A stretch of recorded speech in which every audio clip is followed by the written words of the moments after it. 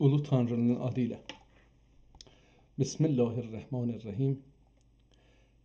انصاف علی هدایت هستم و با برنامه 60 مهندسی جهل ادامه میدم. تا الان باید به دوستان روشن شده باشه که من با چند تا هدف اصلی و فرعی دارم این برنامه رو اجرا میکنم. اولینش این هستش که بدونیم در یک جهانی زندگی میکنیم که طرفهای پیروز در جنگها و طرفهای شکست خوردگان در جنگها وجود دارند. تاریخ رو و آینده رو کسانی که در جنگ، طرفهایی که در جنگها پیروز شدند می نویسند و سرنوشت شکست خوردگان در دست پیروزمندان هستش.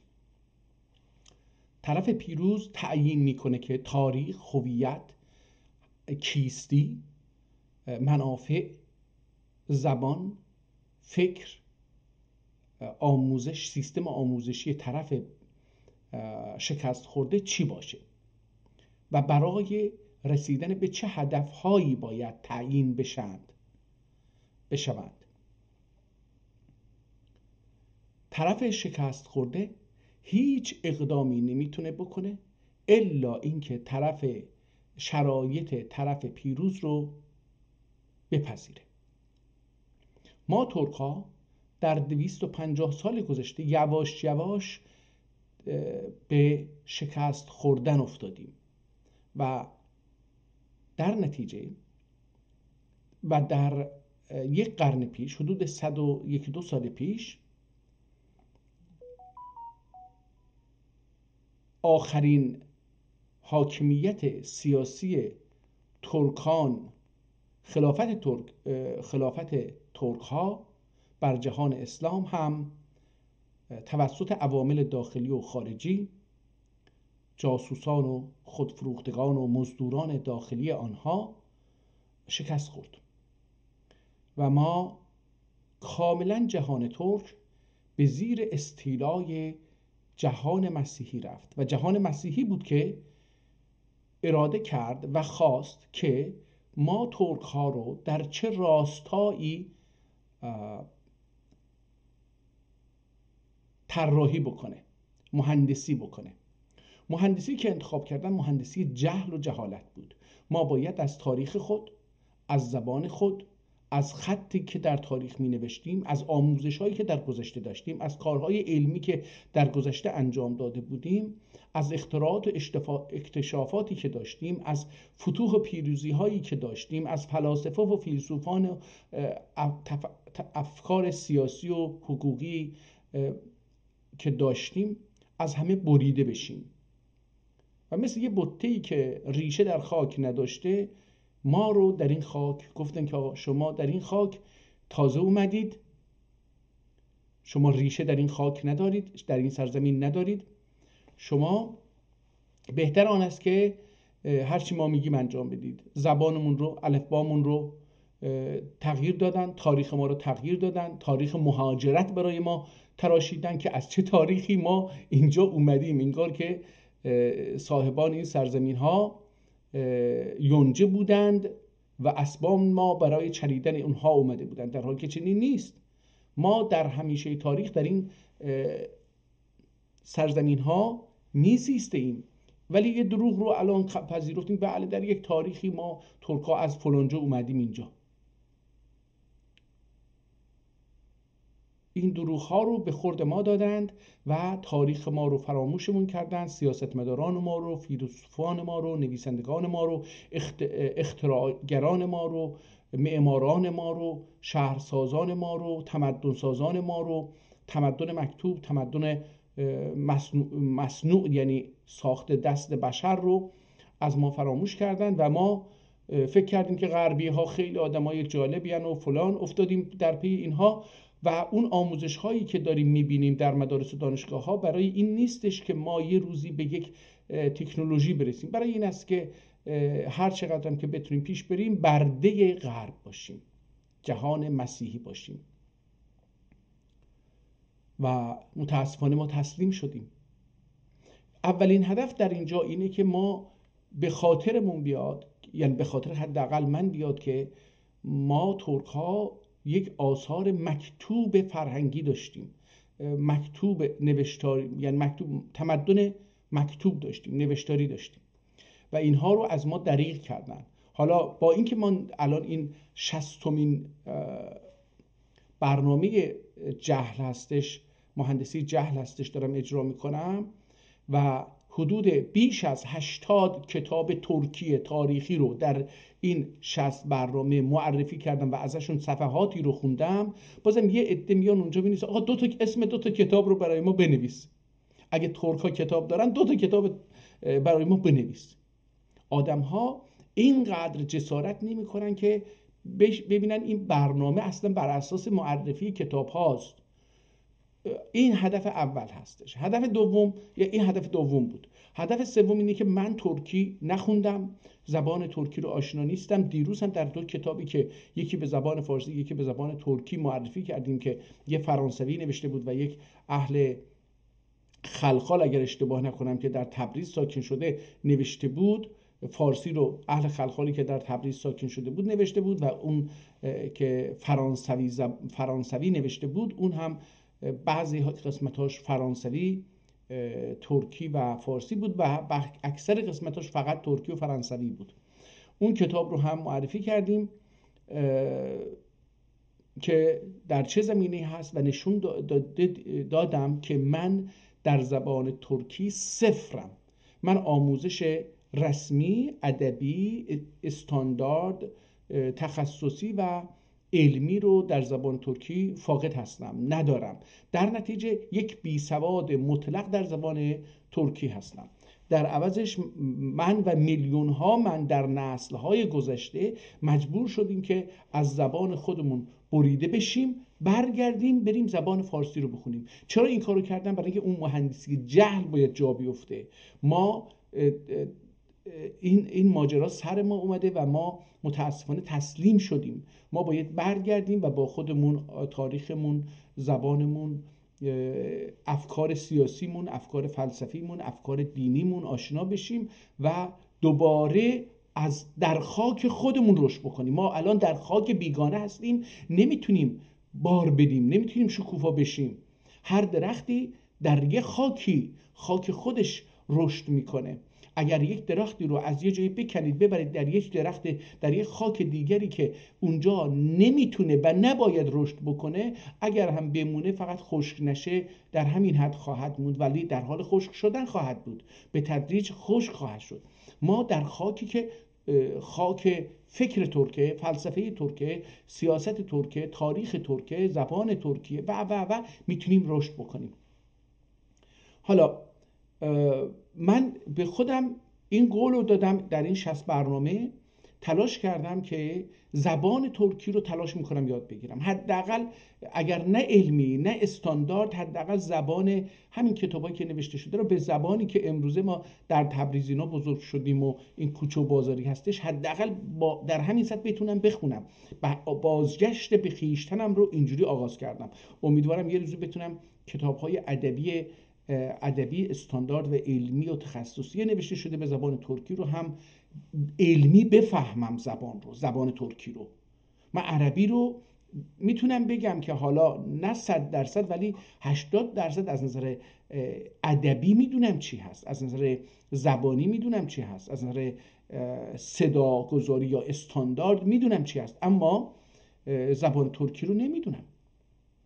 وقتی با یک کلمه که برام ناآشناس روبرو میشم، نمیدونم این رو باید چه جوری خوند. حالا امروز تلاش میکنیم که ببینیم چی هست. به هر حال دوستان اگه مایل باشن، شما هم اگر مایل بودید با این برنامه همراه میتونید باشید، میتونید کتاب ها رو به عنوان به تاریخ ما برگردیم، به عنوان مدارک اینکه ما ترک هستیم و ما اینجا بودیم و ما اینجا خواهیم بود و اینکه به خودمون باز میگردیم و دوباره با فرهنگ و تمدن مکتوب و دستساز ترک ها زندگی میکنیم. اون وقت ما به توسعه خواهیم رسید. شما هم میتونید اینها رو به دیگران نشون بدید و حالا میتونید خودتون بخونید، یا لازم نیست حتما من دارم میخونم گوش بدید، میتونید خودتون این کارو بکنید. یکی از دلایلی که من دارم زنده برنامه اجرا میکنم برای اینه که دوستان ببینن که چه ضعف‌هایی ما داریم و برای غلبه بر این ضعف باید تلاش کرد، باید خوند، باید زحمت کشید.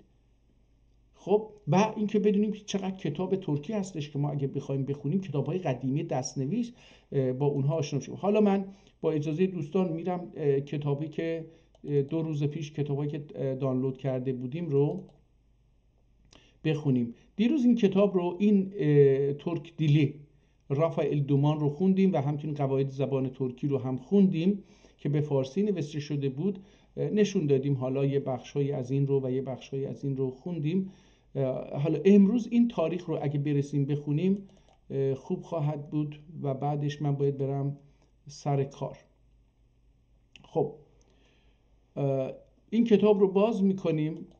خب ببینیم که این کتاب بازم از اینجا معلومه که هیستوری دیلا، حالا اینجا فرانسه هستش، بازم احتمالاً این فرانسه هست، آلمانی نیست، مطمئنم ازش. باز هم این کتاب، حالا یکی از دوستان، دوباره دوست نگم، یکی از دشمنانی که از خود ماست، از جنس ماست، هی میاد مینویسه که آقا شما چرا عثمانی رو چیز میکنید؟ آقا ترک عثمانی و چیز نداره. وقتی ترک هستم دیگه ترک هستم، هر جهان ترک یکی هست و من به اون وابسته هستم، جزو اون هستم.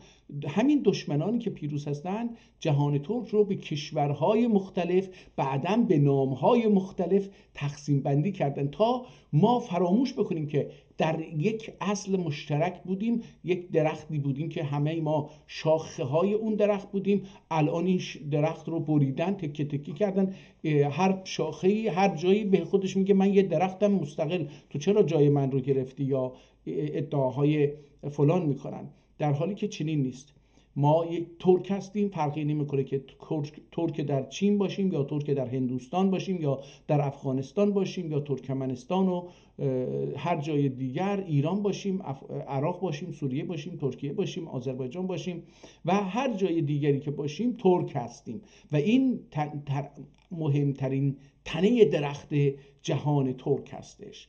و بقیه، حالا اینکه ازبک باشه، قرگیز باشه، ترکمن باشه، آذربایجانی باشه، آذری باشه، هر چی که میگن اینها، یا ترکیه ای باشه، همه اینها همون سیاست های بل اداره ایت، یعنی اینها تقسیم کن، ادارهشون بکن، ذهنشون رو مهندسی بکن، عقلشون رو مهندسی بکن و در مسیر منافع خودت به کار ببر. ما در این جریان هستیم. حالا با این کتاب آشنا بشیم. این کتاب بر اساس این چیزی که اینجا نوشته، اسمش تاریخ ینگی دنیا. ینگی چرا میگن؟ همین یعنی دنیا، یعنی که میگم این روزه ینگی نوشته میشده در گذشته، ولی اینگه یعنی خونده میشه.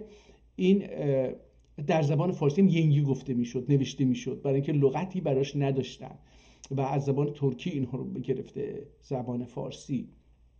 البته تقریبا میشه که زبان فارسی زبانی است که بر اساس 2 زبان ساخته شده و بعداً اروپایی هم بهش اضافه شده. زبان‌های اروپایی، زبان ترکی و زبان عربی پایه‌ها و اساس ساخت زبان فارسی هستند. در نتیجه بسیاری از کلمات یا عربی هستند یا ترک هستند. اخیراً هم در 100 سال اخیر، بعد از اینکه مسیحی‌های غربی تونستن بر جهان ترک مسلط بشن و حاکمیت‌های ترک‌ها رو به دست دشمنان داخلی، جاسوسان داخلی، منافقان، دورویان، مزدوران خودشون بتونن شکست بدن، اومدن و زبان ترکی رو زیر سیطره زبان فارسی گذاشتن در ایران و در جاهای دیگر هم همینطور. در چین زیر سیطره چینی ها، در افغانستان زیر سیطره پشتون ها و فارسی زبان ها، دری زبان ها، در هندوستان زیر مهمیز هندی ها، سیک ها و دیگران، در آذربایجان و قرقیزستان و ترکمنستان و اونجا هم زیر مهمیز روس ها و در ترکیه هم زیر مهمیز دولت های فاتح جنگ جهانی اول قرار دادن. به هر حال این کتاب رو میبینیم. این کتاب ظاهرا از نقاشی روی جلد مشخصه که این کتاب در دوره عثمانی ها نوشته شده. با صفحه دوم این کتاب آشنا میشیم، میبینیم که این کتاب ظاهرا بر اساس، اگر این تاریخ کتاب باشه، این کتاب در 1833 نوشته شده. این شماره کتاب هستش که در اون کتابخانه نگهداری میشه. اسم کتاب رو اینجا نوشته کاملا، تاریخ ینگی دنیا، یعنی دنیای جدید. دنیای جدید چی میشه؟ یعنی قاره آمریکا. قاره آمریکا رو اخیراً نامگذاری کردن به نام قاره آمریکا، ولی قبل از اینکه غربی ها بتونن برن اونجا، ترک ها رفته بودند و اونجا رو به نام ینگی دنیا ثبت کرده بودند و جالب اینه که از اونجا مالیات میگرفتن. جالبه که من اخیراً با یک کشور کوچکی که حالا در سازمان ملل ثبت نیست اما پرچم داره و یه خودش یه جزیره هست در اصل، اسمش ترک یه اسمی داره، اگه حالا ببینم اینو بعدا میارم. ما در اینجا ترک ها اومدن ساکن شدن و اسم این جزیره هم که در قاره آمریکا قرار داره، ینگی دنیا قرار داره، چیز کردن. ولی بعدا اروپایی ها اینجا رو قاره آمریکا گفتن و چون ما شکست خوردیم، ما به فرهنگ اونها و از زاویه چشم اونها به دنیا نگاه میکنیم، نه از زاویه چشم ترک. قبلا دنیا از زاویه چشم ترک نگاه میکرد به دنیا، ولی ما وقتی ما شکست خوردیم از زاویه چشم اینها نگاه میکنیم. فرض بکنید که اگر هیتلر و موسولینی در جنگ جهانی دوم پیروز می شدند و بقیه می باختند، تاریخ دیگری ما در مورد آمریکا و انگلستان و فرانسه و روسیه داشتیم و اونها رو ضد پیشرفت و توسعه و انسانیت و ترقی و این چیزا معرفی می‌کردن. همونطور که الان چون اونها شکست خوردن، یعنی عثمانی و آلمان و ایتالیا و اینها ژاپن شکست خوردن، اینها لولوهای ترسناکی از اینها ساخته. طرف پیروز یکی از کاراش هم این بود که ینگی دنیا رو رفت گفت اینجا آمریکاست، قاره آمریکاست، در حالی که ما قبلا ینگی دنیا میگفتیم. یه دنیای جدیدی بود اونجا. اروپا قاره نیست دوستان. این هم بخشی از اون شستشوی مغزی و مهندسی جهل هستش.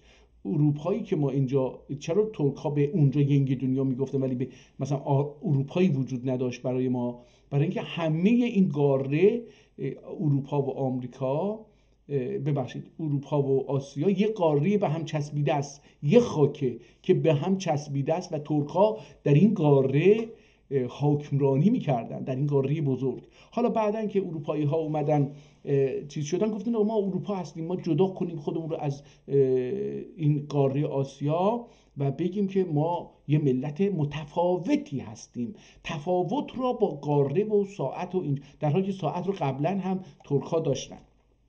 حالا اینها رو به تدریج آشنا خواهیم شد. این صفحه اول کتاب رو حالا میبینیم. یه نگاهی خیلی کلی به کتاب بندازیم. این کتاب ظاهرا باید جدید نوشته شده باشه برای اینکه کاغذ ارزون بوده و البته این کتاب ظاهرا از بین داشته میرفته. این رو صفحاتش رو روی یک کاغذ دیگری چسبوندن. به نظر من اینجوری میاد برای اینکه من این دو رنگ میبینم.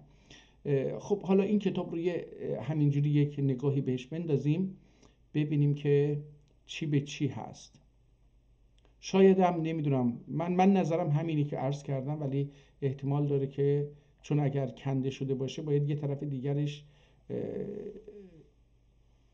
چسبیده دیگه، حالا اون رو باید کپی کرده باشن که فکر نکنم این کار رو بکنم، برای اینکه اون وقت اون اصل کتاب از بین میره و ارزشش از بین میره. پس این یک اتفاق دیگری هستش. این سفیدی ها نمیدونم چیه. حالا اینجا دوباره یه سرفصلی قرار بوده اینجا نوشته بشه. یه توسی دیدم اینجا، نصیر توسی، تحقیق نصیر توسی. حالا ببینیم چی هست، بعدن برمیگردیم یه کتاب رو همینجوری ورق بزنیم ببینیم که اینجا دوباره یک بحث جدیدی صورت مسعودی مروجینده اصل صحیح نسخه جغرافی. حالا این کتاب خیلی جالب خواهد بود. ببینیم که ظاهرا استناد میکنه به تاریخ نویسان و جغرافیدانان ترک که اینها رو چیز کردن، تاریخ رو نوشتن و جغرافیا رو نوشتن، اونها رو داره بیان میکنه. این گفته 136 صفحه است، ما الان صفحه 46 هستیم. داریم میبینیم که خب اینجا دوباره تمام میشه برباب. حالا اینجا یه سرفصل دیگری شروع میشه، باب ثالث هستش، ابتدای ظهور عالم جدید. و حالا ببینیم که دیگه چی هستش. میبینیم که کتاب آسیب جدی دیده متاسفانه. در اینجاها میبینیم که حاشیه کتاب زیاد هستش، احتمالاً کتاب قدیمی تر از اونی هستش که من تصور میکردم.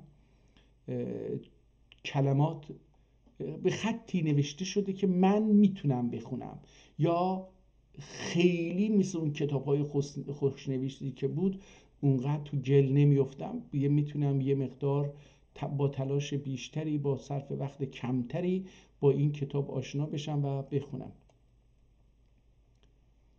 حالا با یک مقدار سرعت بیشتری میرم. اینجا با یک تصویری از در این کتاب روبرو میشیم. دیروز در داستانی در کتابی که 24 صفحه بود و دو داستان رو در کنار هم، یکی در متن یکی در حاشیه، روبرو شدیم و هر دو تقریبا در دوره شاه اسماعیل صفوی رخ داده بود. و اونجا میگفت که شاه اسماعیل شاه این امروزها که میگن ایران، میگه نه ایران نبود، اون شاه قندهار بود. نگاه کنید فرق هست. این مهندسی جهل به ما چه چیزهایی گفته. حالا در اون کتاب با نقاشی مواجه شدیم و این هم یک کتاب دیگر با نقاشی.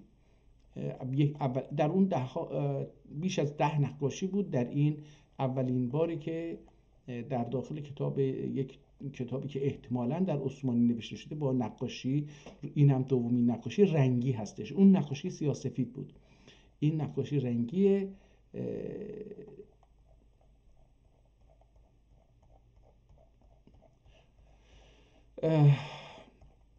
خود این که نقاشی وارد کتاب میشه خودش دل بر اینه که یه مرحله جدیدی در تمدن و تفکر ترک وارد میشه. خب اینجا فکر میکنم کتاب تموم میشه و تاریخ میزنه 1078. یعنی این کتاب حدود الان 1400 اگر این بعداً میخونیم شمالی نین بین 900 بینی 900 بین فرسخ اولور. این مربوط به چیز نیست، فکر کردم این تاریخ، دیدم که نه، این در تاریخ 1078 نوشته شده و الان 1446 هجری قمری هستش. اگر اینها رو از هم کسر بکنیم میفهمیم که حدود 400 سال این کتاب، یک کمی کمتر این کتاب عمر داره. خب حالا برگردیم. نه بازم احتمالا اینجا یک چیزهایی باشه. نه، عکسای کتاب رو نشون میده. این شیرازه کتاب رو از بیرون داره نشون میده با شماره کتاب در اون کتابخونه. برگردیم دوباره اول کتاب و تلاش بکنیم که این کتاب رو بخونیم. تاریخ ینگی دنیا.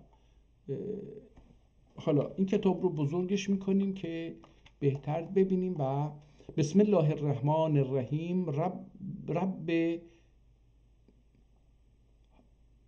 تمم بالخیر. خب حالا اینجا تمم رو تونستم حدس بزنم. تمم بالخیر یعنی با خیر و خوبی تمامش بکنه این کتاب رو. ای سپهر آفریده انجم، نه فلک ملاک تونه مردم کشته از تو. این احتمالا فارسیه که بذارید ببینیم. ای سپهر آفریده انجم، اگه فارسی باشه نمیخونم، ولی خب اگر فارسی نباشه ادامه میدم کتاب رو. نه فلک مدرک تونه مدرک تون مردم کشته از تو کشته از تو. نه فلک مدرک تون یعنی چی؟ مدرک تون مردم کشته از تو، بدید هر دو جهان باز هر دو جهان به کار تو کم. متوجه نشدم من این فارسی چه نوع فارسیه. این فارسی بوده، فارسا اینجوری می نوشتن، تهرانی الان نه، فردوسی باید به این زبان می نوشت. ای سپهر آفریده انجم، نه فلک مدرک تون مردم کشته از تو، پدید هر دو جهان باز هر دو جهان به کار تو کم. زهی قادر خلاق و حکیم علی الاطلاق، که 4 اضداد عناصری دو حرفی ترکیب، حالا دیگه چیز شد، از فارسی اومد بیرون. زهی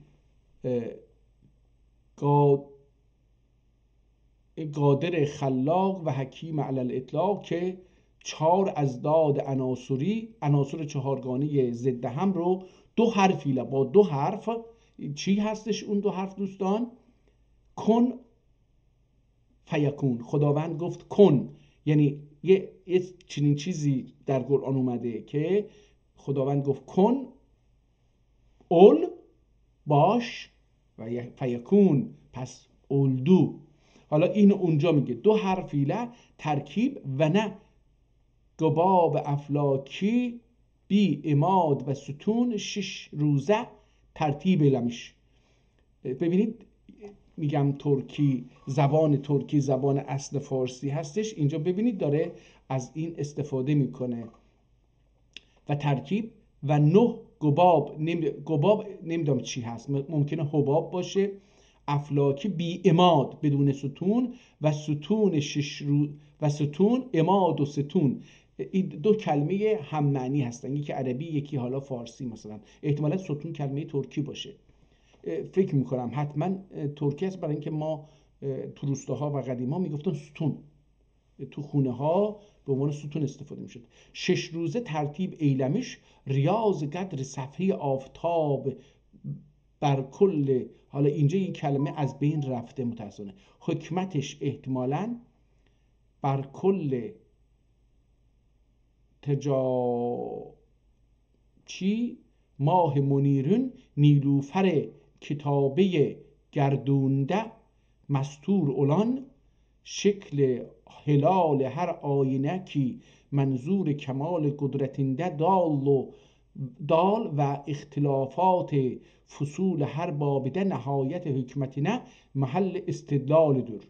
نظم. حالا یه شعر میاد اینجا، میگه آن سنایی که آن صنع فلک چندین، 1000 صورت نقش نگار یافت. یک قطره از بهار عطایش سحاب برد یا بود، یک شمع از شمایم لطفش بهار یافت. و درود بی حساب حضرت رسالت انتصاب من، روح پرفتوحینه و اصل اولکی واصل اولکی، اسباب çarxı anın yüzü suyuna, anın yüzüne dönmüştür. Esbab-ı çarxı anın yüzü suyuna dönmüştür. یعنی درود به حضرت محمد که این چرخ فلک داره میچرخه به خاطر آبروی حضرت محمد ایجاد شده. و خلعت لولاک anun kudretine gönderilmiştir. Gaddine kökte enmiş, gökten enmiştir. و میگه که اونجا که میگه لما خلقت الافلاک، حالا یک آیه هستش، به اون آیه فقط میگه و خلقت الافلاک، من خلق کردم افلاک رو، آنون قدرت قدرینه احتمالا باشه، قدینه kökünde etmiştir. Gökten inmiştir. یعنی این آیه از آسمان به خاطر قد و قواری حضرت محمد بود که نازل شده است. حالا سامع، فکر میکنم این سامع باید بخونیم، سامع جمع افلاک چراغنی آنون مشکات زمیرنده زمیر لا یگر زمینین لا زمیرین لا یگر یخمق یگر، یعنی میگه و اون چراغ، یعنی این ستاره ها رو میگه شمع، این شمع چیز نیست، من سامع خودم این غلطه، این شمع جمع افلاک، جمع این افلاکی که در آسمان ها مثل شمع شبها و روزها روشنه، اینها رو میگه که چراغنی، شمع جمع افلاک چراغنی آنون به خاطر حرمت حضرت محمد مشکات زمیرین لا یگر، به خاطر اونها روشن میکنه. یگر یخمق.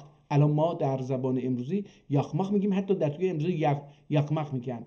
یگر یعنی روشن میکنه. اون کواکب آسمان که ما نگاه میکنیم مثل خورشید و بقیه به خاطر این شمعی هستند که خداوند به خاطر حضرت محمد اینها رو روشن کرده. و چشمی صبح صادق تینت پاکی اسمینه، ببخشید این اسمش نمیتونه باشه، اشمسنده، اگر کلمه آفتاب مصدر نور جبیننده مستور.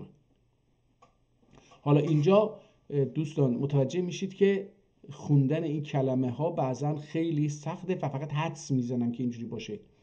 چشمه صبح صادق تینت پاکی اشمسنده، اشمسنده این اسمش نیست، بازم شه باید اینو بخونیم برای اینکه اینجا این رو شه خوندیم، با اینجوری نوشته شده بود شمه اشمسنده پاکی اشمسنده اگر کلمه آفتاب، نه اقرا نمیشه، اگر کلمه آفتاب مصدر نور جبیبنده یا حبیب نه ننده اینجا هستش، جبیننده جبین، نور جبیننده، جبین اینجا عربی هستش، جبیننده مستور. حالا اینجا یکی دو کلمه رو نتونستم بخونم. و بدر منیر امرنه امتصال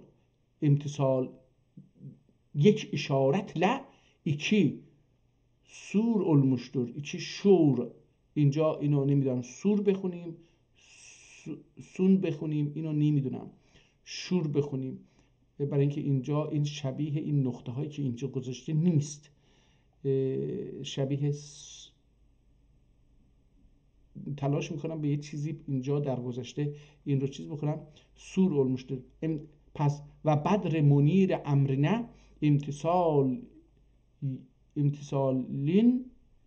امتصالین işaretle iki sur olmuştur. Likatibul huruf iki sur olmuştur likatibul huruf. هزاران آفرین او ذات پاکه قدم با صدای چگوب، قدم با صدای با صدق، احتمالا قدم باستی، ببخشید این فارسی خیلی مزاحمه، قدم باستی چگوب فوقی سمایه یا سماکه، احتمالا حالا اینجا سماک میگفتن در گذشته که مثلا زمین بر روی قاب، نمیدونم اینجور حرفا، احتمالا اونجا یه سمکی ماهی بوده که اونو داره میگه، یا نمیدونم یکی از دو آسمان یکی از این چیزها باشه به نام سماکه. قدم باستی چگوب فوقی سماکه آنچون قدری عالی در فلکدن نولکه سایسی düşmez خاکه. حالت شعری حالا اینجا داره، قدم باستی چگوب فوق سماکه آنچون قدری عالی در فلکدن نولگر سایسی düşmez خاکه. و بر آل اصحاب و آل الاحباب که شاعر ماهر آنلرین صدد بیان مفاخرنده demiştir نظم. شعر چی گفته شاعران؟ اصحاب احمد کن نجوم و وصفهم در سما در وصفهم در در سما فخر جست التعلیف. سما در یا در سما فخر بحثن تعلف یذهبو بهی ختم البدا. نه این عربیه، این عربی باید باشه. اصحاب احمد کن نجوم و وصفهم در سما فخر الجسن تعلف یذهبو بهی ختم البدیع و عرفه انادی و حقک فی الهوا مسک و فیه. حالا نمیدونم اینا باعث تصویر صحایف اعراق و بادی ترتیب وظایف طباق بودر که بر مقتضای نص شریف سعادت نمون. هل یستوی الذین یعلمون و الذین لا یعلمون. اینجا رو خط رو میبینیم که اینجا کشیده. کتاب رو میبینیم استاندارد نیست، در نتیجه من به لفظ امروزی دارم میخونم، یعنی احتمالا بسیاری از اینها رو دارم غلط میخونم. بر اساس اون چیزی که استاندارد اون زمان بوده نمیخونم. در نتیجه مثلا نمیدونم این درس ما یعنی چی. یعلمون عهد بعید و وام بدید، عهد بعید وام بدید که و آمد پدید که نمیدونم روزگارون دست گهرنده امان و پنجه پرشکنجه سنده حالی بیر زمان بلدوق نقد عمر سرمایه صحتی متاع علوم و معارف فنون لطایف خرج ادب خزانه عقل و دریچه ذهن حساس ده نفایس معانیدن جری ادردم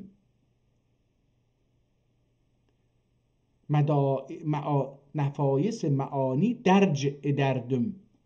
و در اسنای این اوقات این فی الخلق السماوات و الارض و اختلاف اللیل و النهار لآیات نداسی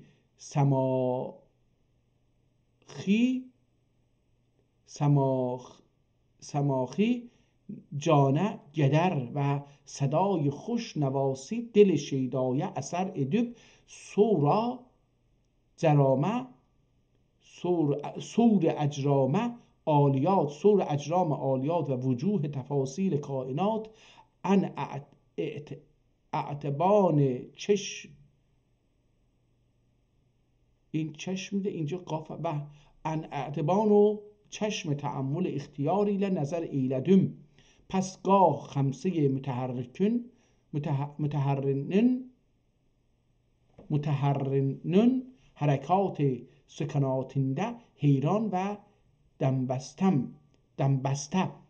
دمبسته اینجا هرچی بوده خیلی چیز شده. و بنات نعشون اینا بازم یکی از این سیارات مجموعه ستاره و سیاره ها در آسمان هست. بنات نعشون نقشنی ادن آنده عاجز و دلشکسته گلوب نگود کواکب جدی و حملی میزان اقلیل وزن ادرم. اینا هم کواکب آسمان هستن، این ستا جدی، حمل و میزان و همین که جزء ماه ها هستن. اقلیل وزن ادردم و گلیچه شمسی محک اعتباره چالردم و نلیچه شمسی محک اعتباره چالاردم و گاه سکون بنات و اقطاب و سرعت حرکات مناطق ظاهر متقاضای عقل مطابق göründükçe حل اشکال ده کوشش و دفع شبهه و اوهام ده سعی و ورزنش قلاردم. این ورزش، این احتمالا نونش اضافی هستش، نمیدونم، شاید ورزنش قلاردم. ورزش هم احتمالا از این کلمه باشه. ورزن، ورزش، وردادن، مثل خمیری که دارید ورش میدید، اینو گفته. ورزنش قلاردم و بالجمله bu بارگاه الهی و کارگاه صنع نامتناهیده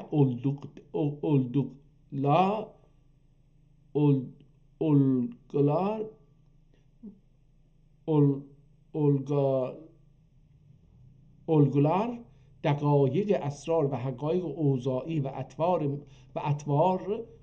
اطوار مشاهده ایدر دمچی بنان بیان عد و احساسنده قاصر و لسان قلم تقریر و استسقاسنده عاجز و متحیر دور و گاه اولور دور که مرغ عقل تیار عنصر نار استاگوتوس. این هم یک کلمه لاتین هستش، نه لاتینی که به معنی امروز به کار میبریم، این لاتین به معنی دوران ارسطویی هستش. نار اسکوتوس آنن تحقیقی حواسنده نچه روزکار تخلف ادب بعد از آن بسیط خاک و مرکز افلاک نازل و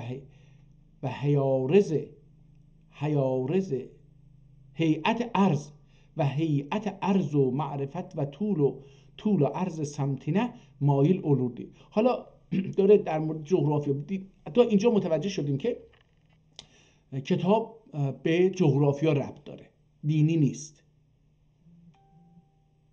از آسمان و زمین و مدارات و اینا صحبت میکنه دیگه. این ستاره ها رو نام برد و اینجا هم داره به عرض و طول جغرافیا رو داره میاره میگه و اینا. بیت به چشم عقل اقالیم سبعه کنج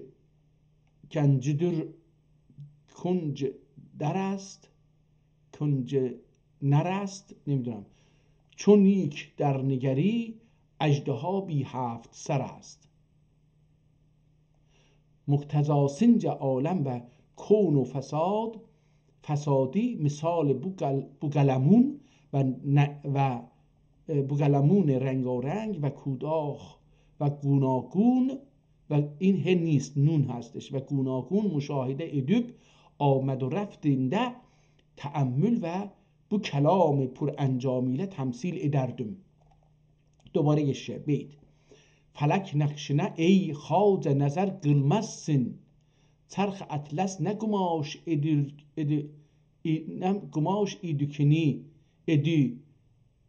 edeni bilmezsin نه گماش edeni bilmezsin ناگاه السنه ناسده مذکور و بین الانام معروف و مشهور اولدی که حالا بو عالم جدید ظاهر و پدید باهر اولدی که سعت اکنافده ربع مسکون معادل ربع مسکون. نگاه کنید بازم دوباره همه اینها به جغرافی مسکون معادل و کسرت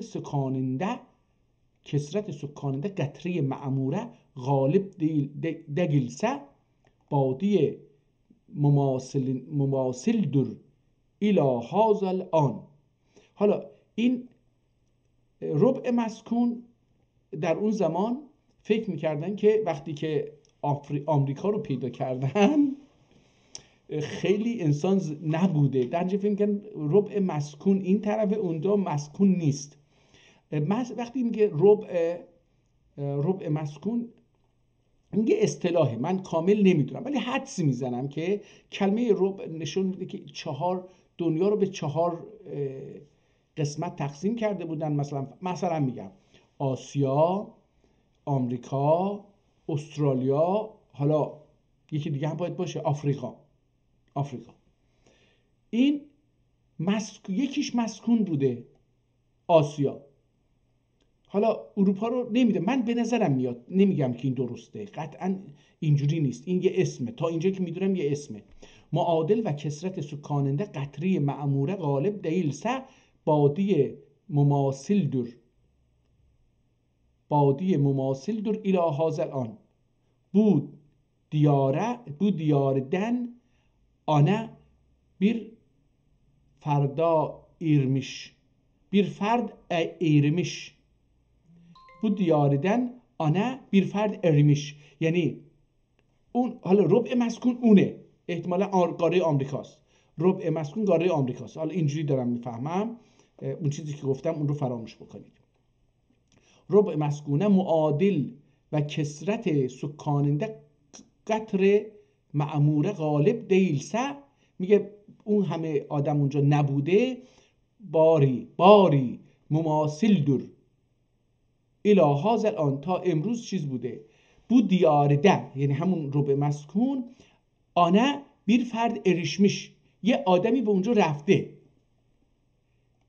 erişmiş دگül نرفته، ببخشید، erişmiş دگül نرفته و اسم و رسمinde فیل جمله خبر vermiş دگül، حتی در مورد اسم و رسمی که در اونجا باشه هم چیزی نگفته. پس لکل جدیدن لذتون فحق، برای هر چیزی جدیدی لذتی هست. فحق فهواسینجا، ببخشید اینجا این نیست، فهواسی یعنی این مثلی که زد لکل جدیدن لذتون، برای هر چیزی جدید لذتی هست، میگه فهواسینجا بر اساس اون معنای این شعر، دل میال مثل آب اول سویه آقده، مثل آب او سویه آقده، مثل میگه حالا که اون جهان رو مشخص شد چون اونجا چیزی نیست، مثل آب روان شدن به اون طرف و کشتی خاطر اول بحرده لنگر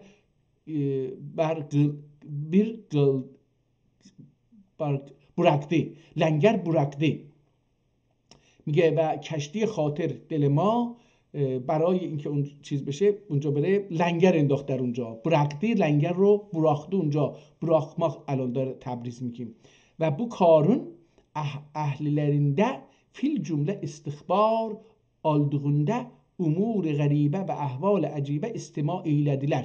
حالا رفته از دیگران که اونجا رفته بودن، چون دلش دیگه میخواد هوس اونجا رو کرده که بره مثلا قاره ینگی دنیا، قاره آمریکا، میگه که و bu karın ahlilerine، اونایی که میرن اونجا میان، رفت اونجا لب دریا یا کسایی که رفتن و اومدن اونها رو فیل جمله استخبار اولدغونده، از اونها اخبار گرفت، امور غریبه و احوال عجیبه استماع ایلده و احوال عجیب غریبی رو شنید در مورد اونجا که حضرت حکیم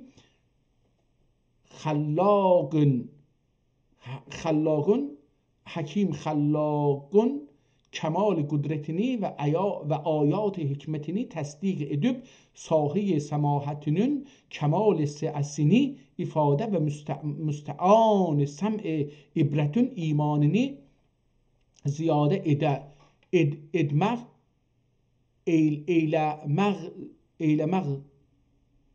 eyler ma'zalik zira aklin. حالا اینجا افتادیم به چیز، این کلمه رو باید خوند. معزالک زبر عقلın کتب اقدمین آنların شرحی بیاننی کافی değil. این کلمه رو نتونستم بخونم. این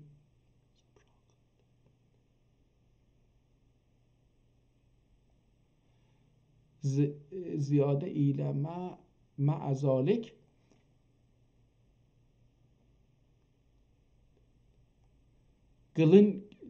galin zira galin کتاب قدیمه، galin الان ما میگیم گالن، این کتاب قطور، گالن کتاب قدیمن آنلرین شرحی بیانینی کافی دیل و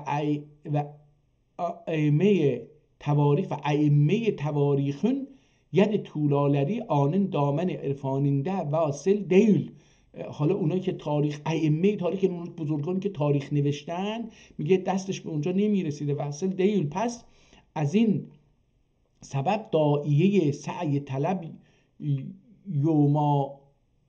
یوما فیومن فزداد مراد اولوب. میگه که پس از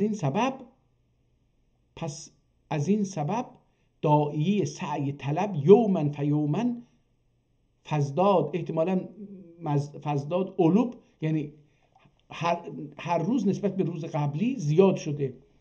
اولوب مزان معهود سنده اختزا و استغنا اولندکده اخبار مزبورهی مشتمل و روایات مستورهی محتوی و متکفل بعض کتب محدثه و خرایط مستحدثه جمع اولونوب بعد ترجمه و تفسیر و الطریق و اجمال تحریر و تستیر اولوندی. حالا از این کتاب ها احتمالاً اشتباه بعد ترجمه، بعد اینکه حالا میگه از اونها بالاخره نقشه ها و کتاب هایی که در اون زمان بوده در مورد ینگی دنیا اینها رو جمع کرده. خریطه یعنی نقشه، کتب مستحدثه کتاب های جدید. حالا گفت که قدیمی ها چیزی نداشتن، میگه حالا جدیدی ها اینجوری گفته اخبار مزبوره‌ای مشتمل، اون اخباری که از این شنیدم اونها رو جمع کرده، و روایات مستوره‌ای و اون روایاتی که شنیده نشده بود مخفی بود رو محتوی در این کتاب جمع کردم و متکفل بعض کتب محدثه و از کتاب‌های جدید هم یه چیزهایی بهش متکفل شده، یعنی ازش استفاده کرده و خرایط مستحدثه و از نقشه‌هایی هم که جدیداً ساخته شده جمع اولونوب، اونها رو هم جمع کردم. بعد ترجمه و تفسیر، بعد از ترجمه تفسیر و علی طریق الاجمال تحریر و به روش خلاصه اینا رو تفسیر کرده، ترجمه کرده، تفسیر کرده و به طریق اجمال یعنی خیلی خلاصه تحریر و تستیر اولوندو و سطر شد. تستیر یعنی نوشته شد، تستیر سطر شدن. لکن امر مزبورون کمال عرفانی و ادراکن از آنی بعض قواعد هیئت و مسائل حکمتنه مبتنی olmağın تهوین و تفهیم için birkaç مسئله مهمه تقدیم olunub. حالا میگه که مشکل داشتم در نوشتن این کتاب برای اینکه کمال عرفان و ادراک از آنی بعض قواعد چی؟ هیئت میشه این آسمان و اینها، علم مربوط به آسمان و اینها، و مسائل حکمتینه مبتنی olmağın میگه حالا بر اساس مسائلی باشه که حکمتش و اینا تهوین و تفهیم چون اینا birkaç مسئله مهمه neçe مسئله مهمه تقدیم olunub. کتب معتبرات ائمه سقائده بعض فواید لطایف و خراید معارف سلک تحریر و رشته جمع تستیره نظم اولوندی. حالا اینها رو بالاخره میگه اینا رو داخل این چیز کردم. بعد ذالک مقصود اصلیه دخول و ساحی مراده وصول میسر علوم بالاخر بو جریده، به هر حال به مرادش دست یافته. بالاخر بو جریده پر ابر کتاب پر ابر عبرت پر ابر کتاب معتبر üci bab üzere 3 bab 3 bab üzere müretteb ve menzum ve hadis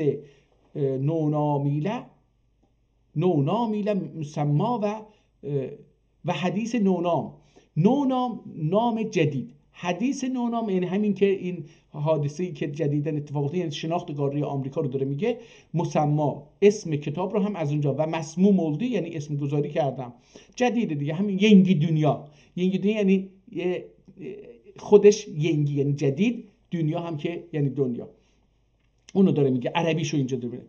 و حدیث نو نامیله از ترکیب جالبی نو نام ایله مسما و مسموم اولدی وقتا که و حدیقه انیگه عجایب و ریاضن خیاز و ریاض پرخیاز غرایب اذهان بدایع صنایع مبدع مقال و صانع پرکمالیله بو وجه üzere سرفراز و زلال سلاسل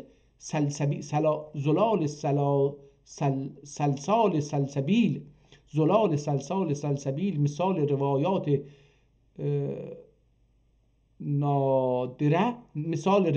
نادره ایل مملو و ممتاز اولدی دل ناکام بو اقدام و خاطر و قاطر بود و شد یکی ریاض احتمالا اینجا فارسی شد bir Türk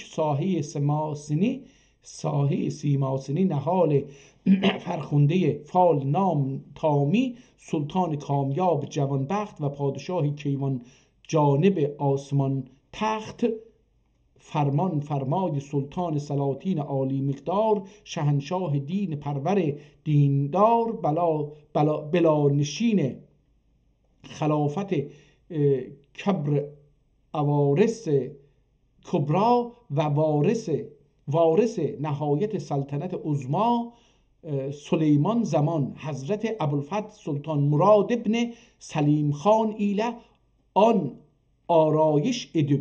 ببینید کتاب رو در زمان سلطنت عظمای سلیمان زمان. چیه این سلیمان زمان؟ سلیمان حضرت سلیمان رو میگه. حضرت ابوالفتح سلطان مراد پسر سلیم خان ایله آرایش ادب رشک گلزار جنان و مطبوع اهل دلان انس جان ایده کلام مستطاب در ستایش از جناب از لسان آن جناب آن لسان صاحب کتاب. حالا اینجا چیز میگه اگه بخوایم این رو بررسی بکنیم سلطان مراد فرزند سلیم خان میتونیم بریم گوگل بکنیم این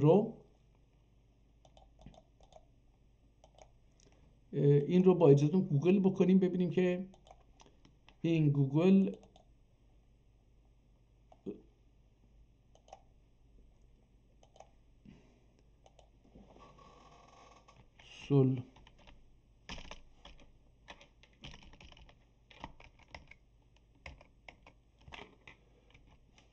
سلطان مراد فرزند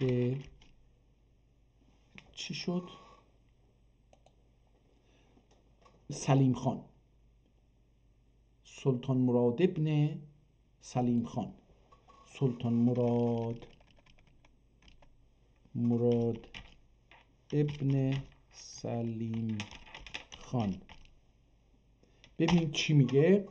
سلطان مراد سوم پسر ارشد سلیم دوم از نوربانو سلطان بود و در سال 1546 در مانیسا متولد شد و او آموزش و تعلیمات خوبی در دوران شاهزادگی فرا گرفته و به فارسی و عربی تسلط کامل پیدا کرد. نگاه کنید دوستان این چیزیه که فارسا نوشتن ما ننوشتیم. ایشون در این سال حالا اگه بخوایم در موردش مراد سوم بذارید ببینیم که این مراد سوم زاده 4 ژوئیه 1546 الان بیش از 400 سال پیش در گذشته در 17 ژوئیه 1995 ایشون در 95 فوت کرده باشه. این کتاب حدود 450 سال پیش نوشته شده. این کتاب حداقل در 450 سال احتمالاً در اوایل مثلا 12 سلطان امپراتوری عثمانی بود که پس از پدرش سلیم دوم به خلافت رسید و روی هم رفته 21 سال سلطنت کرد.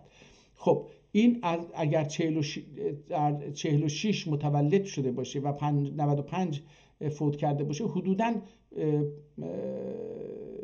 49 سال احتمال حالا اینجوری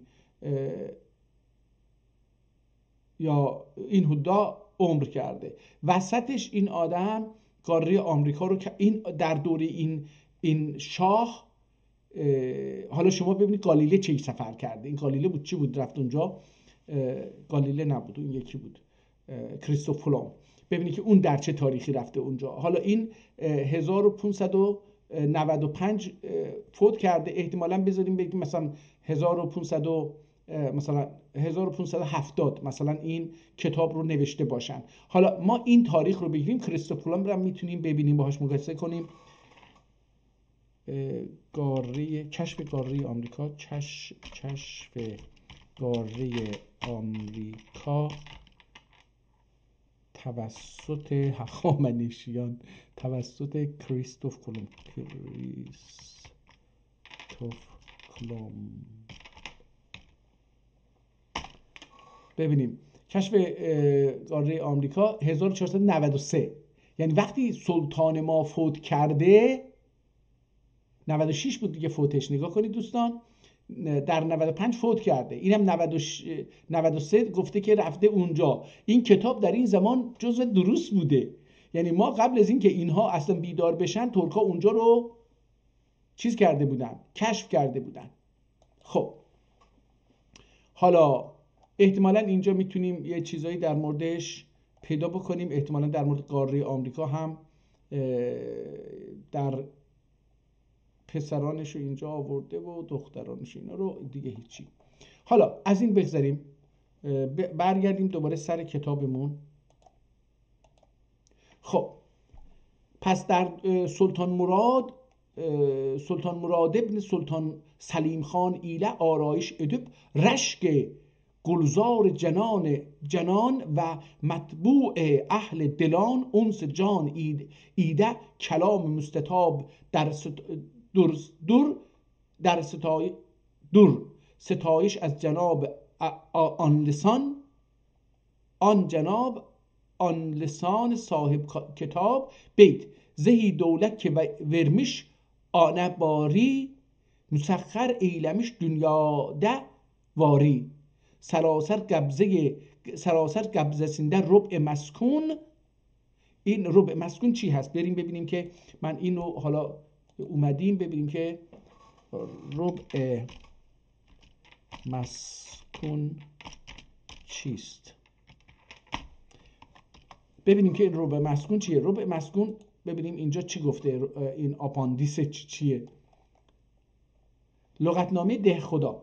ربع مسکون رعم ترکیب وصفی فلان، قسمت معمور و مسکون از کره ارض نازم الاطباء. ربع زمین که سکونت کرده شده انسان است، سکونت کرده شده انسان. ببینید این رو من نمی نویسم ها، اینو خود ده خدا نوشته. ببینید فارسی ده خدا چه شکلیه. ربع زمین که سکونت کرده شده انسان است و مراد از ربع مسکون 7 اقلیم است، چرا که 7 اقلیم مانند 7 بساط متوله از مشرق تا مغرب در ربع مسکون واقعند برابر یکدیگر، بدان که زمین کروی شکل است.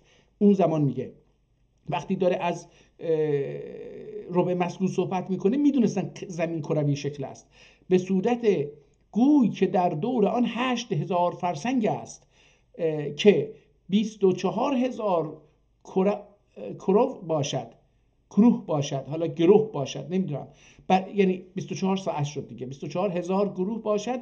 به این حساب طول ربع مسکون 12000 کروه است و عرض میانه آن 6000 کروه یا گروه و حکما کره زمین را به 360 بخش قسمت کردند. دایره هستش، هر بخش را درجه نامند و هر درجه را 67 گروه پا و کم می باشد.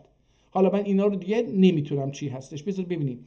چون زمین کروی شکل است 180 درجه تحت و 180 درجه فوق، از جمله 180 درجه فوق 90 درجه جنوبی به زیر دریا محیط است و 90 درجه شمالی که خشک است.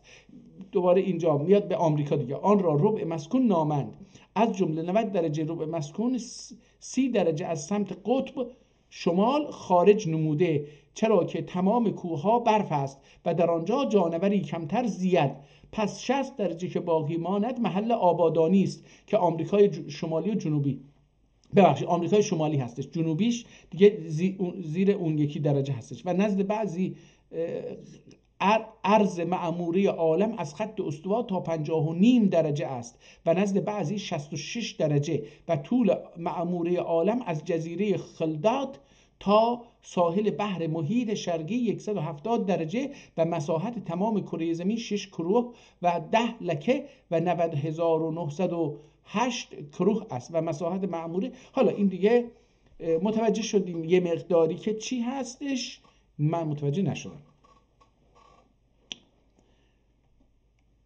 خب بیت که خوندیم زهی دولت که ورمیش آنه باری، مسخر ایلمیش دنیا دواری، سراسر قبضسinde ربع مسکون، الال علی altında خاتم کبی گردون. توبتدر چی؟ دوبدر دودوبدر تدبدر کوس عدلی تمتراقی، خراسانی صفاهان و عراقی، اریشب سی کوش آسمانه فتابه، اریشب سی کوش آسمانه آفتابه، سالب در ولوله بونی گبابه، فلک گویا که بر زرین اتاقی، گمو بزمنده یانار bir çırağı.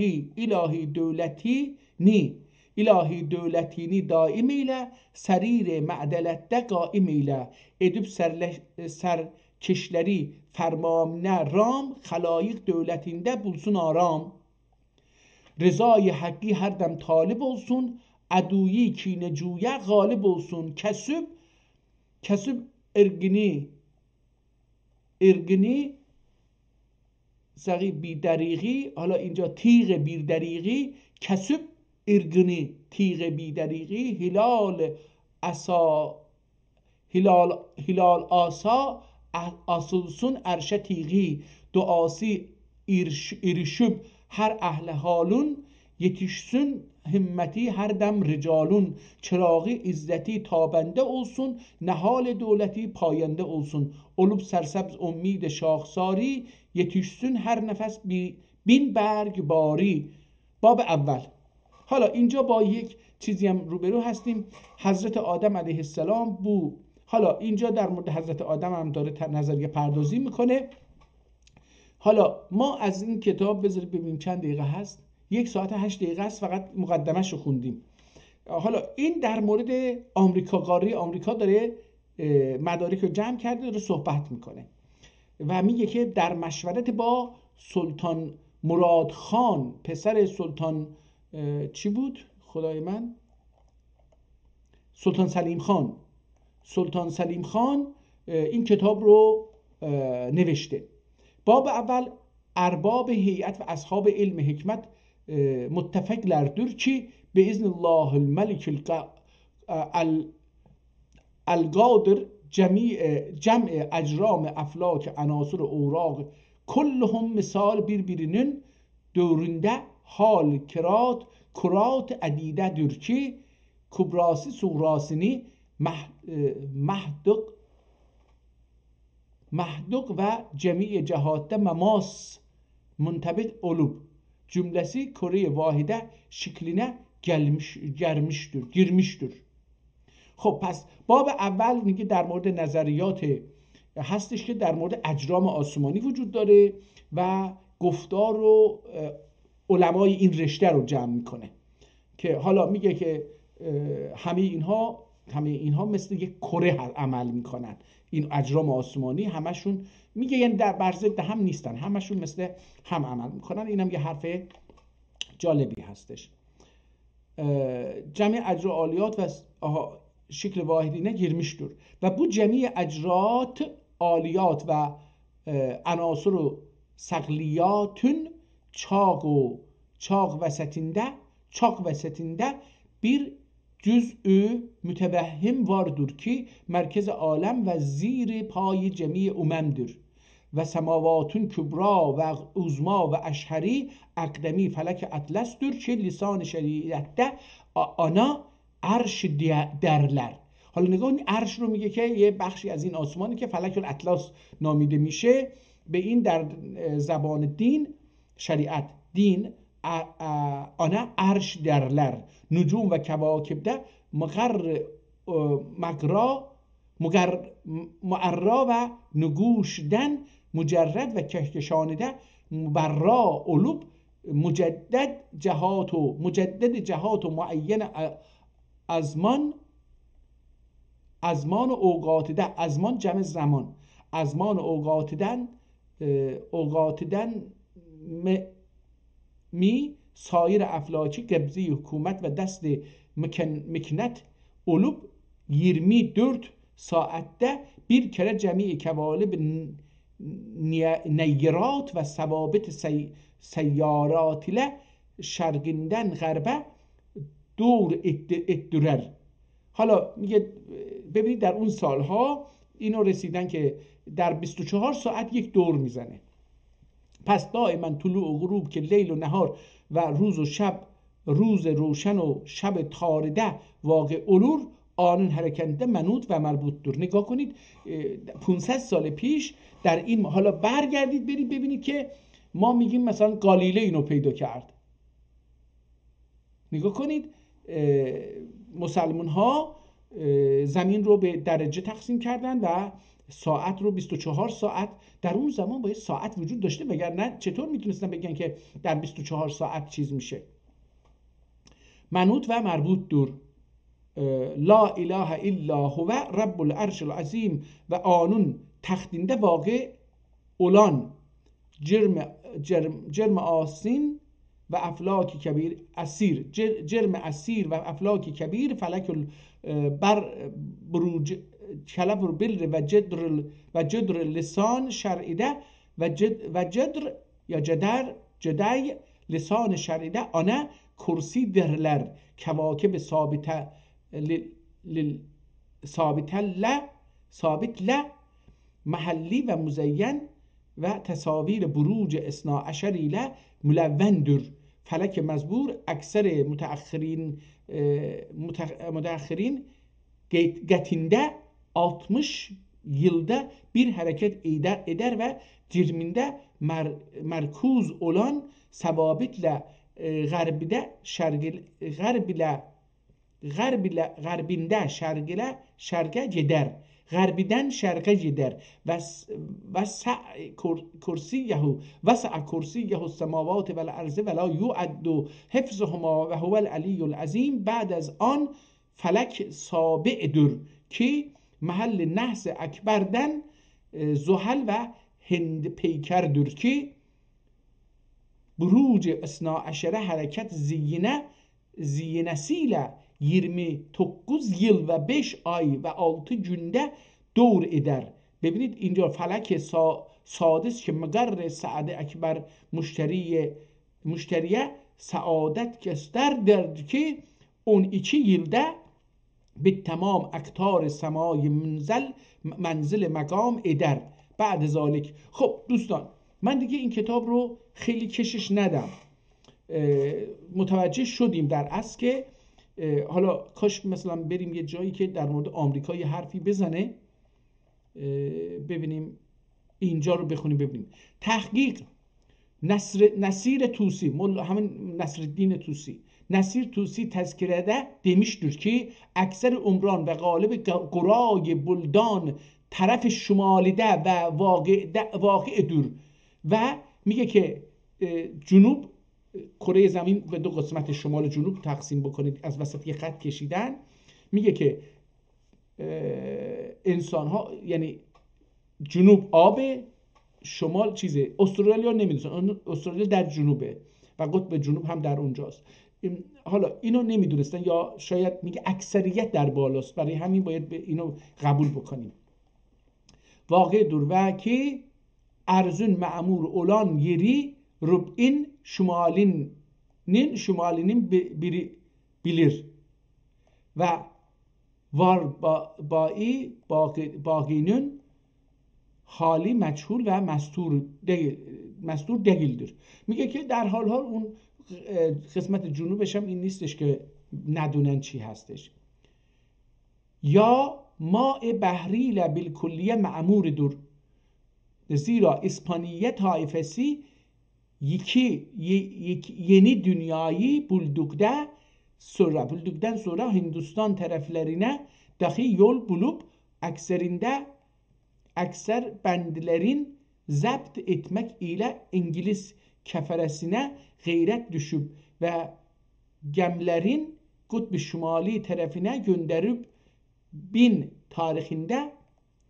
tarihinden beri bu ana dek ol tarafları tecessüs edip aksar mevazikimleri varup aksar tevazilerine mevazi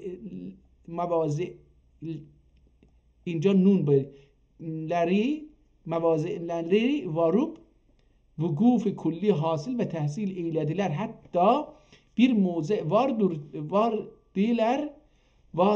bir mevzeye vardılar ki Kutb-i Şimali semt rast te gelip ol mahallide kemali burudet o olmakla bu kimleri derya ortasında donup ve içinde mevcut olan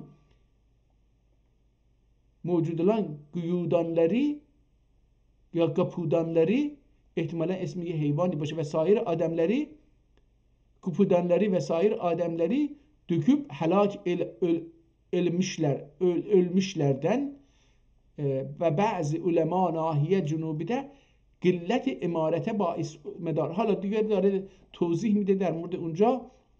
میخوام اگه بشه یک جایی پیدا بکنم که یک صفحه در مورد قاره آمریکا یه حرفی بزنه ببینیم چی هست. اینجا در مورد ساعت اولا اقلیم ثانیین حالا اون اقالیم هفتگانه رو داره اینجا توضیح میده. ظاهرا از اینجا رد بشیم برای اینکه منم هیچی در اون مورد نمیدونم.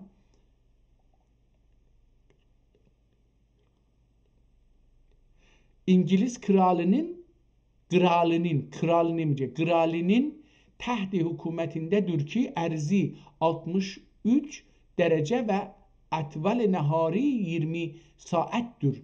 Muhiti de demiştir ki 64 erzinin de dahi imaret vardır. Ve kutr mergumun sanani سگالبه. حالا دیگه به چیز افتادیم. بذار ببینیم میتونیم یه جایی پیدا بکنیم که در مورد آمریکا یه چیزی بذاره. حالا از اینجا ببینیم چی میگه. مسعودی مروجده اصل صحیح نسخه. ببینید حالا اینجا هم داره میگه نسخه های صحیح و غیر صحیح داره صحبت میکنه. مسعودی مروجین اصل صحیح نسخه جغرافیادن lisan Yunani'de döneminin tahriri döneminde Yunan'da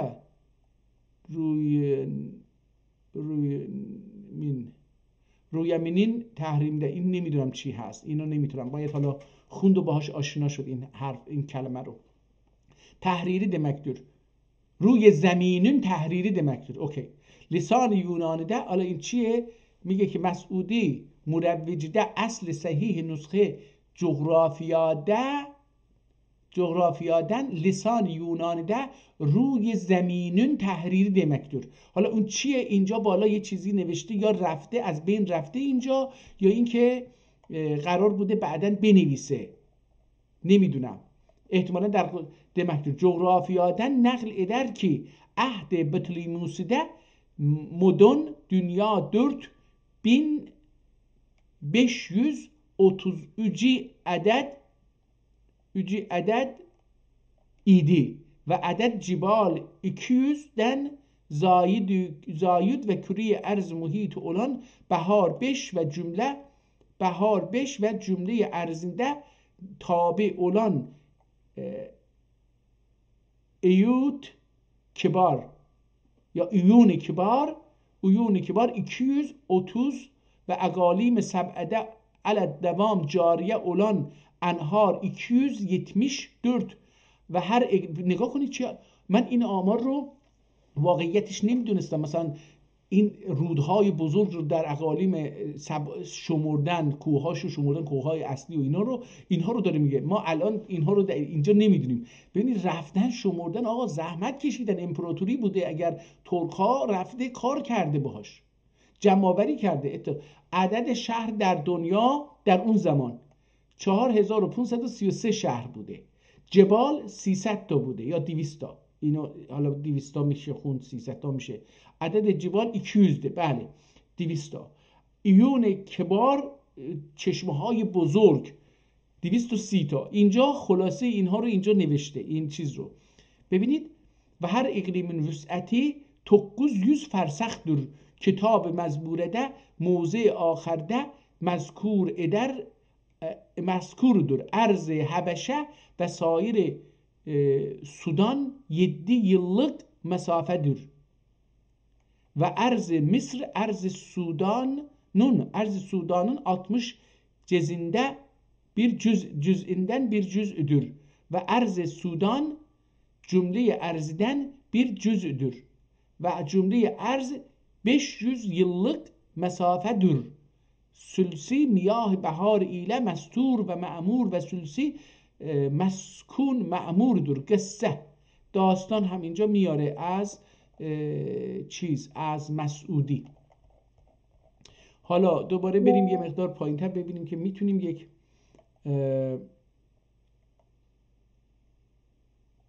ببینیم ابن الوردی خریده demişler ki Bahri Galzem'le Bahri Rum'un mabeyni canibi garmade 4 merhaledir ve bazı müfessirin zaim eyledi ki Goli Teala beynehuma barzakhun la yabghiyan den murad موضع مزبورdur. Mes'udi müravvize demiştir ki muluk maziyeden Beni Umeyye ben emin sahip bir emin sahip tedbir qasd elədikdə bu iki bəhrün mabinini bir nəhaya hafr edib bəhr-i Gəlzəmi bəhr-i Rumə ve اطلاع ve behrini birbirine vesl ve ilhak eyliye. Pes bu amalle bi nehaye mal bi aded muta ve cümle hammal cem edip neçe mahu sal emri mezbura iştigal edip mekdurini sarf eyledi. حالا دیگه از اینم که بگذاریم. داره میخوام یه جمله در رابطه با آمریکا بخونیم ببینیم چی هست. حالا از اینجا شروع کنیم. ببینیم اینجا ناسح دور و کتاب مزبور دن. اینجا دوباره یه بخشی از این کتاب حالا یا چیز شده و جمله مصور و مستور دور تصویری. ناسح دور و کتاب مزبور دن موضع آخرده اوالیب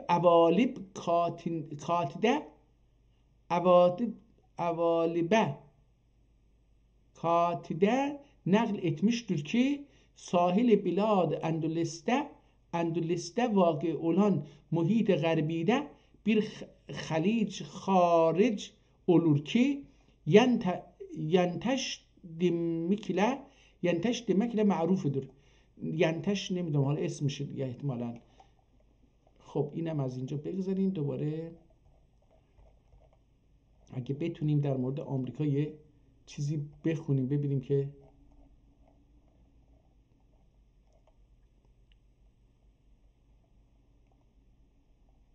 مذکور olan انهار کبار و عیون پر اشتهاری بیان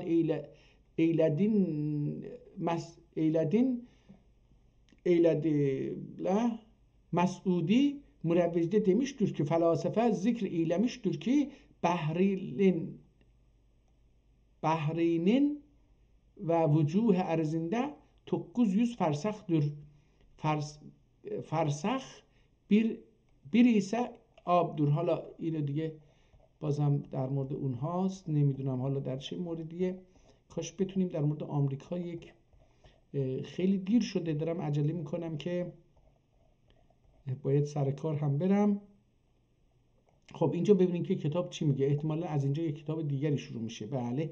باب ثالث، ابتدای ظهور عالم جدید و قطر نواکتار و قطر نواکتار ده مزبور نواهیدن مرگومنن تحقیق و تحصیلینده اعتناع eden اقوام bu vecihle soğuk kelam ve bast merame eylemiştir ki memalik cunubiden نروی نامگریدن. حالا این چیه؟ نروی نام گریدن، گرید usta گریدن bir şahs zahir olmuştur ki namine şutufel namler şutufel ve lakabine ihtimal namine lor şutufel lord ihtimal lor şutufel ve lakabine gulun derler idi. Şahs mezkur eknaf ber و بحرده بی حد سیر و سفر edip ve بحر روم و شامون anar ve akhbarine vakıf olmuştur ve tasvir ve harait tahrir ve defatirde zuhur ve şöhre bulmuştur. بعد ذلك دیار هند و سنده مروی مرور بحر حبشینün سواحل ve cezayirine ubur qasdiyle اقصای مغربه سفر edip خارجی سبعدینی واقع محکوم پرتغال بدفرجام. من خیلی چیز گفتم. پرتغال بدفرجام مادری نام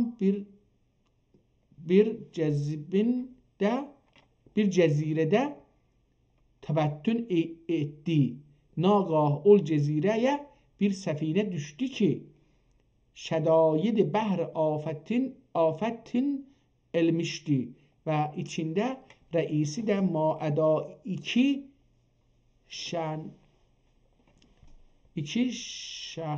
şahs kalmış ve sefine mezbure cezire مسفوره یا داخل oldukta onlar dahi şarab mergi nuş edip ve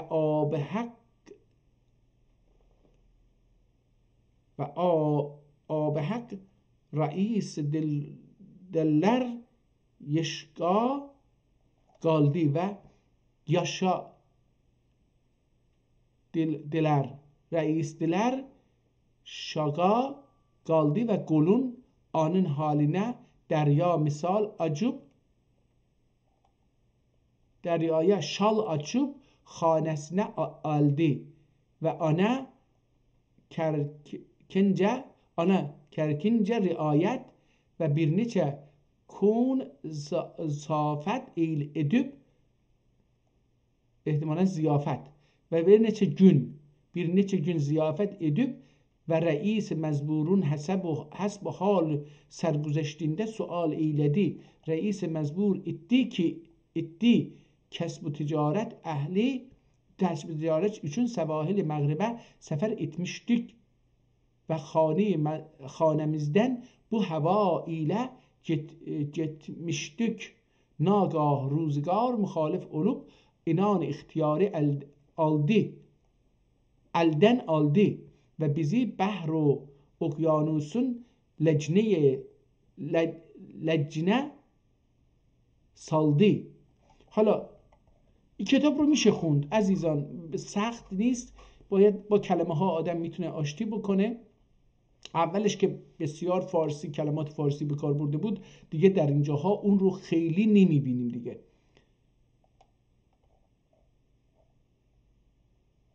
من دلم میخواد یه جایی در رابطه با آمریکا یه چیزی بگه و بعدش ما این کتاب رو تموم بکنیم. ینگ دنیا داره حالا کتاب بسیار تخصصی در مورد جغرافیاست، جغرافیای کره زمین هستش و این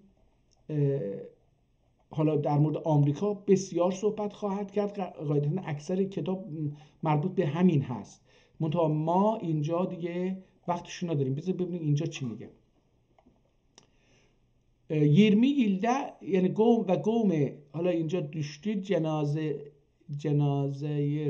yerden 5 kilobe düştü ve قوم İspanya'nın 20 yılda ol Cezayir'in cümlesini zapt edip Goruk bekte ziyade Goruk binde ziyade 40 binden ziyadesini esir ve neçe 100 binini ta'mi şir şemşir tu'me şir şemşir ettiler.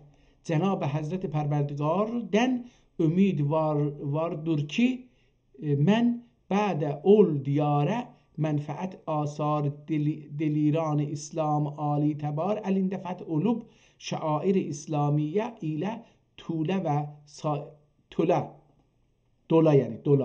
Tule ve sair memalik Osmaniye'ye mülhak ola.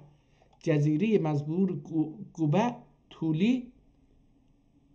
mezbure gube tuli 1200 mil ve erzi 280 mildir.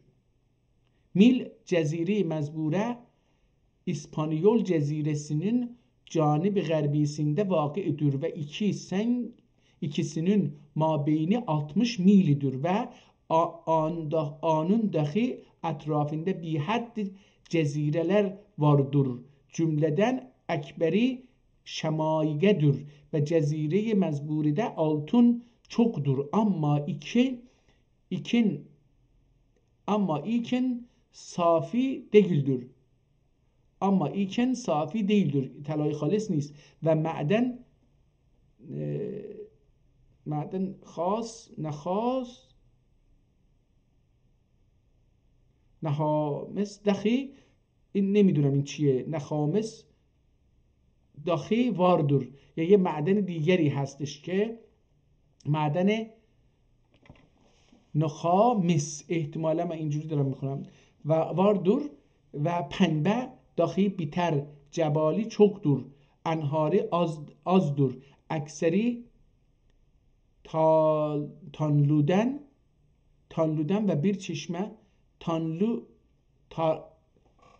اکثری تانلوdur اکثری تانلو تارلا مثلا اینجا میخواد بگه تارلا هستش یعنی و bir çeşme vardır ki به عینه نرفت akraba خلط edip به عینه، حالا نرفت یعنی چی اینجا، نرفته چیه، اقویا غله خلط edip اقویا غله خلط edip سفینelere tala edirler ve bir maden vardır ki müdevver hacerler istihraç ederler ki bir amel توب و تفنگ استعمال ederler و جزیره مزبورده، یعنی برای ساختن توپ و تفنگ دارن استفاده میکنن. جزیره مزبورده nah bir miktar yerde olur ve bu cezirenin İspanyol kavmine benzer, lakin lisanları mugayirdir. Bir naşaiste adetleri vardır ki her geçince bir şahs teahhül ede, eğer siyah kısmında ise hatun ile ol جمع olur. O fasık. O fasık cem olur. Eğer riaya kısmında ise ol kedhudaları cem olur. احتمالا این اول باشه. اول کدخداوری جمع olur. جزیره مزبوره‌ای. حالا این در مورد چی هستش متوجه نشدم دوستان، ولی معلومه که در مورد چیز نوشته، آمریکا نوشته.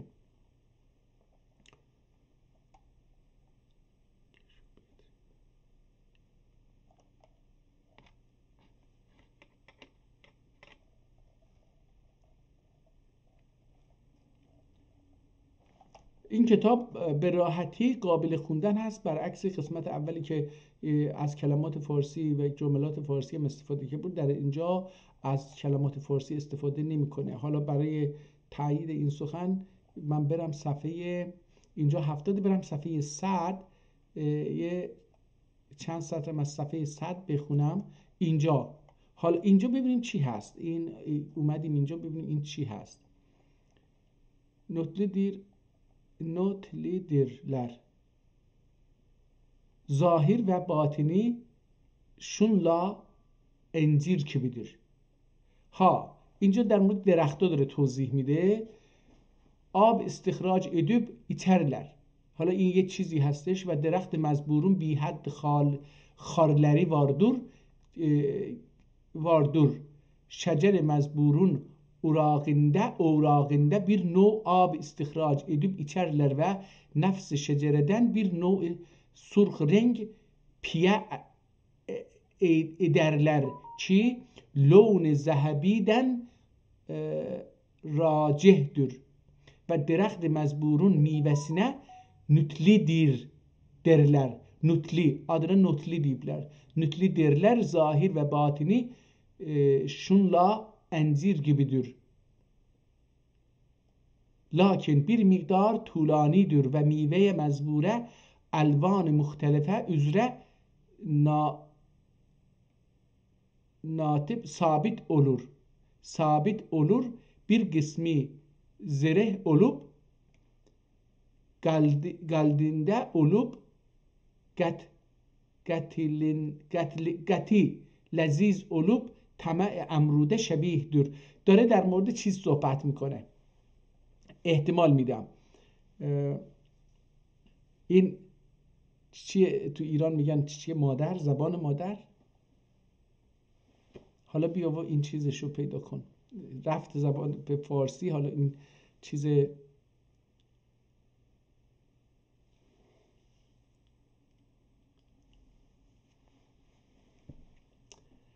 شبیه‌دür و bir قسمی من این خیلی دوست دارم میوه‌شو. این یک گلی هستش که گل نیست، یک نوع رویدنی هستش که زبان مادر میگن، زبان شوهر مادر میگن، نمیدونم چی میگن. خار داره، روش خار داره و اینا بندن روی هم رشد میکنن. آب خیلی کم به آب نیاز داره. این یه نوع میوه میاره که روی میوه همون خارها هست و اینو بهش یه نوع گلابی همون میوه رو میگن. اسمش گلابی اون میوه هستش. خدای من چرا اسم من به هر حال این رو وقتی اگه بتونی این خارها رو میسوزونن یا میکنن و بعد اینو برش میدن، یا به هر حال پست خیلی سختی نیست، میشه اینو به راحتی چیز کرد. با دستم کندش. داخلش میوه هست، رنگش ممکنه صورتی باشه، قرمز باشه، سفید باشه، یا چیزایی که من دیدم زرد باشه. اینها رو من دیدم ولی بقیه‌شو ندیدم. رنگ‌های دیگری هم اگه داشته باشه. در ترکیه هم من بار آخری که ترکیه رفته بودم دیدم که در کجا بود؟ فکر می‌کنم در این چیه اسم منطقه گرم، حالا بگیم اینجوری، منطقه گرم ترکیه از ازمیر تا لب سوریه رو، اون قسمت رو، استانهایی که اونجا هستش، در اونجاها این رویدنی هم بسیار هستش، هم میوه هستش. میوه هم داره. تو پارک ها هم هست، من اونجا دیدم. میگه که لذیذ olur عنب کمیدür و bir قسمی سرخ صاف olup جمله. حالا اینجا در مورد این میوه داشته توضیح میداده، اینجا عکسشو گذاشته. این اون چیزی نیست، این اون چیزی نیستش که من میگم. نه، این عکس اگر اون هستش، این اون چیزی نیستش که من میگم. وقتی که قوم اسپانیا مشیگونun عظیمینه و قومun کسرتین و ملل محبتون دیگه. حالا اینجا قرار بود از اینجا یک چیزی بخونم، بذارید از همینجا بخونیم. Gedib Mişgu'ya garip vardıkta bir nehaye asker çıkıp cenk ettiler ve Gurtuz ve Dogurtuz bir gece ettiler ve Gurtuz bir gece şabhun edip 20.000 kadar nefs helak ettiler. Bakisi şehre kaçıp min ba'de teşre çıktılar. Min ba'd teşre, این teşre یعنی چی؟ نمیدونم. çıktılar. پس Gurtuz bine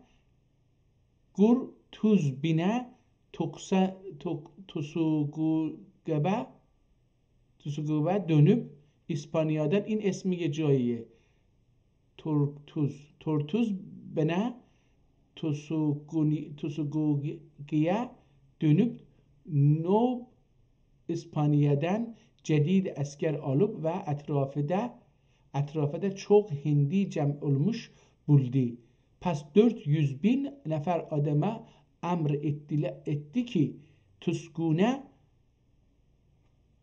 behiresinde Meşigu behiresine bir xendukseler ki xendek ihtimalen xendek keseler ki arzi içi gamet ve umgi bir gamet var idi. حالا دیگه اینجا داره در مورد یه چیزی صحبت می‌کنه. می‌بینیم که از زبان فارسی خیلی استفاده نکرده. اینجا هم از یک قصه dاره میخواد بگه برامون و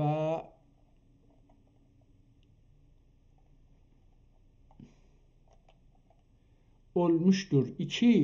İkinci günde ateşler yakıp cümle hayvanat belki eşcar ve ahcari helak ve ihraq eylemiştir. Ve üçüncü kerede mühkem puller asıp hanımlar berbat eylemişler. Hanımanlar berbat eylemişler ve ekseri halk gerde ve xنازیر گرده. اکثر گرده و خنازیر گرد فکر کنم میمون و خنازیره مسیح olup باقیسی هلاک olmuşlar. ببینید حالا از جنایت اونها داره. در اون مقطع البته جنایت رو که خیلی جنایت نمیدونستن دیگه.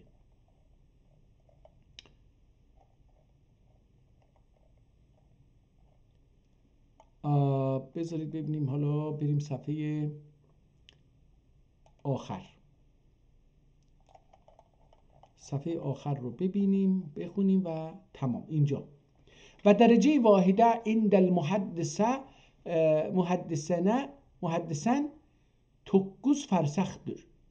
7 فرسخ ناقصdır. احتمالا اینجا 7 خوندم، ممکن که یه چیز دیگه باشه، از بین رفته، این آب اومده اینجا نمیشه. ناقص زیرا الیسی میل ایله حالا اینم باز 56 mil ile sulsi mil 3 üzerine kısmette çıkan bu miktarıdır. Bu tahkikat sahip Hama İsmail'in takvim-ül buldanında İsmail'in takvim-ül buldanında این اسم کتاب مذکورdur. ارزی درجات استرلابیه ile mesahat etmiştir. حالا اونم اومده با استرلاب زمین رو اندازه گرفته و محلیده اولان مساحت عرض مقدار مقادیر احزی ایله، یا حالا این چیه، آزی ایله درچی انگریب آنی و ذکر آتی و ذکر انگریب آتی و ذکر دور و bu مقادر استرلابیه کتب و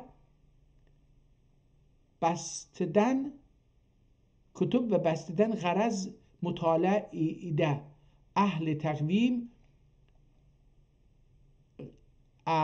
العقل غفلیله و tahtiye düşmanlarından ihtiraz için 60 derece ve her derece 25 fersahtır ve her fersah 3 milidir ve her mil 4000 zira'dır ki hutve cemel ile 1333 hutvedir ve her zira 24 bir mügedder ve her bir parmak 24 bir mügedder ve her bir parmaktır. Bebakşid 24 parmaktır. Her zira 24 parmaktır ve her parmak 6 arpa gederdir ve her arpa 6 ince kıldır. Kıl gederdir ve bu zira ve bu zira mühendisine ve hesab mahzerlerinde ma'mun halife takdir ettiği 2000 tavil اینو نمیتونم ببینم چیه 2000 طویل و مختصر زراع بخار و زراعی هاشمیدن اسکیکتر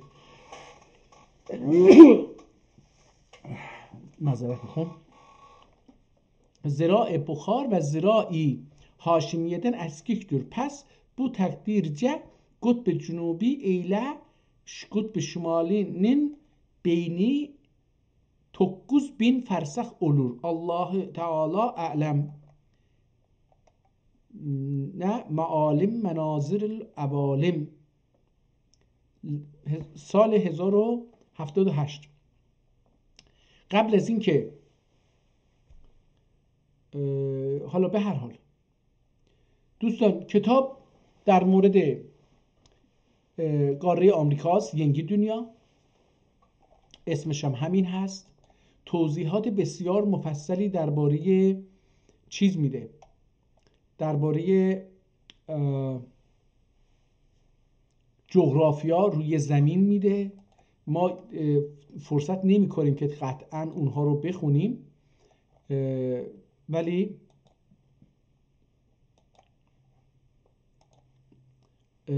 اونقدر فرصت یعنی نکردیم، تلاش کردیم در این 1 ساعت و 48 دقیقه برای این کتاب اختصاص دادیم و فکر کنم که بیشتر از هر کتاب این کتاب رو خوندیم. به نظر منی که در زبان ترکی بی سواد هستم میتونم این کتاب رو بخونم و ازش استفاده بکنم. این حداقل این رو به ما نشون میده که ترک‌ها برای شناخت جغرافیا چه تلاشایی میکردن. زمین و نه تنها از داشته‌های خودشون، از تجربیات خودشون استفاده میکردن، بلکه میرفتن از دیگر کشورها و ملت‌ها اگر چیز جدیدی بوده یاد میگرفتن و خب این بسیار مهم بوده. کتاب رو در دوره سلطان مراد نوشتن و که نگاه کردیم دیدیم چه سالی هست. به هر حال خیلی طولانی شد، ببخشید. روزگارتون بخیر. البته من تلاش میکنم روزانه 2 ساعت کتاب ترکی بخونم. فکر کنم همین امروز این 2 ساعت تکمیل شد.